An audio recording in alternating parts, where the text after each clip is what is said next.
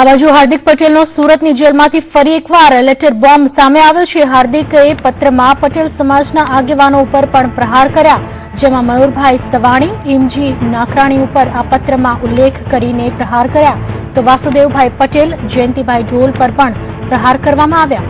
CM Bharatsinh અને હવે પાટીદાર સમાજના અગ્રણીઓને નિશાને લીધા છે। હાર્દિક પટેલે મયુર સવાણીને માતા ખોડલના સમ ન લાગે, નમોના તરત લાગે તેવો કટાક્ષ પણ કર્યો। તો સુરતમાં પટેલ પરિવારમાં આત્મહત્યાનું પ્રમાણ કેમ વધ્યું છે તેવો સવાલ પણ તેણે કર્યો અને આત્મહત્યાનું કારણ શોધવા સમય આપો, સમાધાનમાં રસ ન આપો। ઉપરાંત તેણે કહ્યું કે ભીમજીભાઈ નાકરાણી ટીવી પ્રોગ્રામમાં સમાજની ઉઘાડી ન પાડો, સમાજની ઉઘાડી પાડશો તો સમાજ નહીં છોડે। તો વાસુદેવભાઈ પટેલ સરકારી લાભ લેવામાં પડ્યા છે તેવો પણ હાર્દિકે આ પત્રમાં ઉલ્લેખ કર્યો। વાસુદેવભાઈ પટેલ નીતિનભાઈ પટેલના ખાસ છે અને વાસુદેવભાઈએ ઝાલાવાડી કડવા પાટીદાર સમાજના ભાગલા કર્યા તેવો આક્ષેપ પણ કર્યો। એટલું જ નહીં, જયંતિભાઈ ઢોલ પાટીદાર યુવાનની હત્યામાં સંડોવાયેલા વ્યક્તિના ખાસ હોવાનો પણ ઉલ્લેખ કર્યો।